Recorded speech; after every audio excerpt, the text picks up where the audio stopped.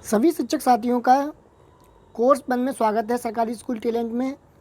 आज हम बात करेंगे जो ऑनलाइन निष्ठा प्रशिक्षण कार्यक्रम चल रहा है उसके तहत फर्स्ट कोर्स की लिंक प्रोवाइड कर दी गई थी, उसके पाठ चल रहा है और समावेशी कक्षा उत्तर प्रदेश में। तो ये वीडियो सभी राज्यों के लिए उपलब्ध है और ये सभी राज्यों में ट्रेनिंग होनी है और सभी के प्रश्नोत्तरों का हल।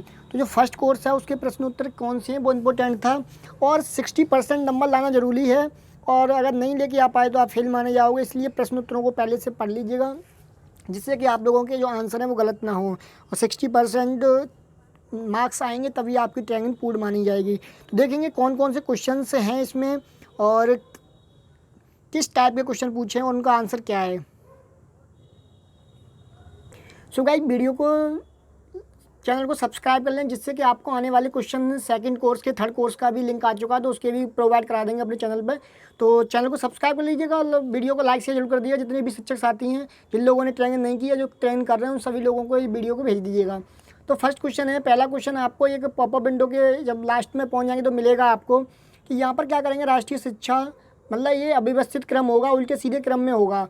तो यहाँ पर 7 लाइनें, पहले पाठ्यक्रम फिर पुस्तकें उल्टा सीधा दे रखा होगा, उसके बाद में आपको एक क्रम सेट करना है। तो क्रम में बता देता हूँ, पहले नंबर पर जो आएगा वो राष्ट्रीय शिक्षा आएगी, उसके बाद में राष्ट्रीय पाठचर्या, फिर पाठचर्या, फिर पाठचर्या द्वारा से पाठ्यक्रम, तो पाठचर्या के बाद पाठ्यक्रम, फिर पाठ्य पुस्तक और 6 नंबर पर आएगा शिक्षक सहायक सामग्री और 7 नंबर पर आएगा सीखने के प्रतिफल। तो ये इसका घटता हुआ क्रम है। तो ये क्रम आप देख लीजिएगा, इस क्रम को आपको सेट करना है। जैसे कि यहाँ पर दे रखा होगा तो यहाँ से उठा के पहले नंबर पर सेट करना है। इस तरीके से आप लोगों को ये पहला क्वेश्चन हो जाएगा। चलते हैं फिर दूसरे क्वेश्चन पर। सो गाइस पहला क्वेश्चन यहाँ पर मिलेगा आप लोगों की, समावेशी शिक्षा को बढ़ावा देने के लिए निम्नलिखित में से कौन सा विकल्प महत्वपूर्ण नहीं है। मतलब कि महत्वपूर्ण नहीं है तो कौन सा होगा, ये सभी। तो इसका जो राइट आंसर है वो है शिक्षा की सामाजिक आर्थिक स्थिति, ये इसका राइट आंसर है। और शिक्षक का नकारात्मक विस्मय रवैया ये भी गलत है और ये भी गलत है, सही हो नहीं सकता। तो इसका मतलब है जो थर्ड वाला आंसर है वो सही है, शिक्षा की सामाजिक आर्थिक स्थिति। सो गाइस जो सेकंड क्वेश्चन है वो है आपका, भारत में शिक्षा पर पहली और दूसरी राष्ट्रीय नीति को किन वर्षों में तैयार किया गया था।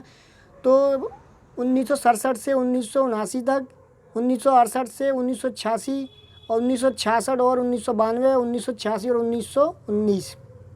तो गाइस मैं बता दूं पहली शिक्षा नीति थी वो 1968 में आई थी, उसका सुधारात्मक रूप हो गया 1986 में आई थी, इसलिए इसका जो सेकंड विकल्प है वो राइट आंसर है।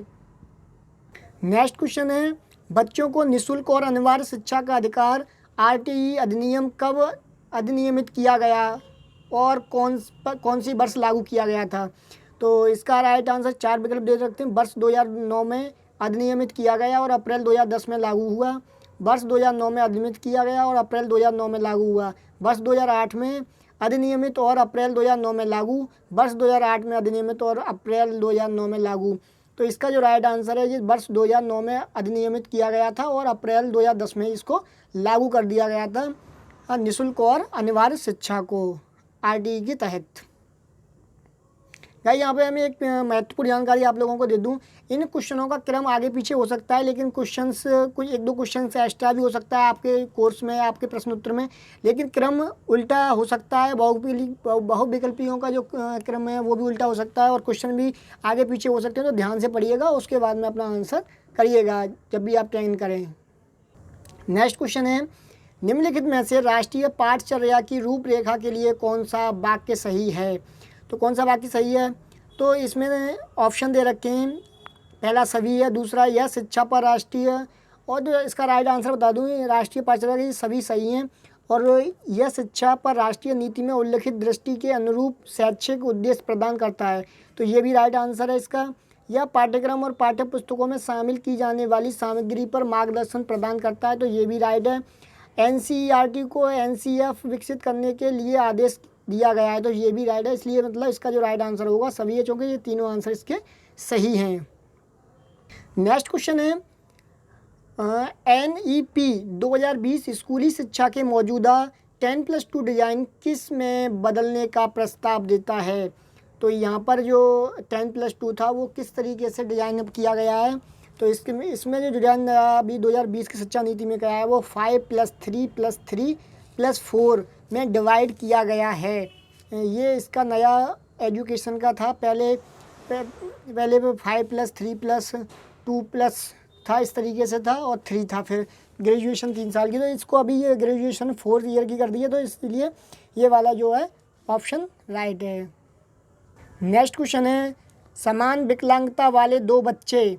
तो अब 2 बच्चे हैं, तो उसके लिए टीचरों को क्या किया ऑप्शन दे रखे हैं आप लोगों के सामने। कक्षा में शिक्षक द्वारा विभिन्न हस्तक्षेप की आवश्यकता हो सकती है। हमेशा कक्षा में शिक्षक द्वारा समान हस्तक्षेप की आवश्यकता होती है सभी, या कक्षा में किसी शिक्षक द्वारा किसी भी हस्तक्षेप की आवश्यकता नहीं होगी।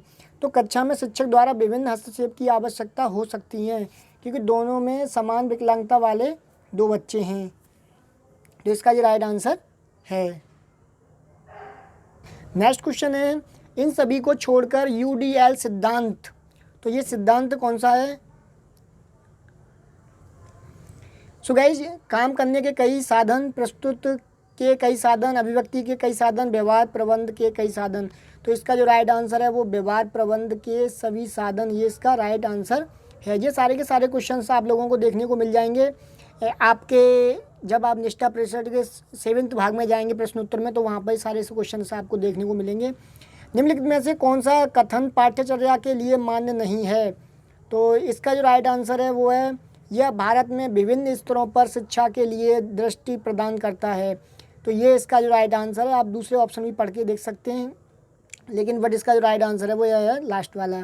नेक्स्ट क्वेश्चन है विकलांग व्यक्ति अधिनियम 2016 RPWD अधिनियम 2016 समावेशी शिक्षा को शिक्षा की एक प्रणाली के रूप में परिभाषित करता है, जिसमें विकलांगता और बिना विकलांगता वाले छात्र शामिल हैं। सो गाइज, ये इसमें ऑप्शन दे रखे हैं आप लोगों के सामने। सो गाइज, जो आने वाली लेटेस्ट अपडेट रहेगी, जो वीडियो रहेंगी, वो आप लोगों को मिलती रहेंगी। और निष्ठा के 18 मॉडल हैं, 3 महीने के अंदर कंप्लीट करना है। तीन उसकी लिंक आ चुकी है, तो तीनों के क्वेश्चन आंसर हम अपने चैनल पर प्रोवाइड करा देंगे आप लोगों के लिए। तो सभी क्वेश्चनों का आंसर आप लोगों को मिला दिया। किसी भी राज्य में कोई भी है तो ये ट्रेनिंग सेम रहेगी और क्वेश्चन आंसर सेम रहेंगे, लेकिन हो सकता है क्रम आप लोगों के सामने उल्टा सीधा हो सकता है, आगे पीछे हो सकते हैं क्वेश्चनों को। तो ध्यान से क्वेश्चनों को पढ़ लीजिएगा, और 10 कर रहे हैं तो बहुत सारे क्वेश्चनों के आंसर अपने आप मिल जाएंगे।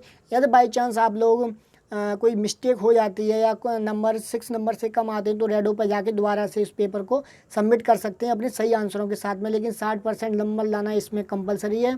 और कोई भी बेसिक एजुकेशन से न्यूज रहती है तो चैनल पर अपने पर लेके आते रहते हैं। तो प्लीज़ चैनल को सब्सक्राइब कर लीजिए, वीडियो को लाइक और शेयर जरूर कर दीजिए। जितने भी आप लोगों के शिक्षक साथी हैं साथ के सभी लोगों को कर दीजिएगा, जिससे सभी लोगों का पेपर अच्छा हो पाए और ट्रेनिंग संपूर्ण हो पाए। सो गाइज, फिर मिलते हैं नेक्स्ट अपडेट के साथ में, नेक्स्ट कोर्स के साथ में, सेकंड के। और उसके लिए चैनल को सब्सक्राइब कर लें, उसके प्रश्नोत्तर देखेंगे। So guys, take care and good bye.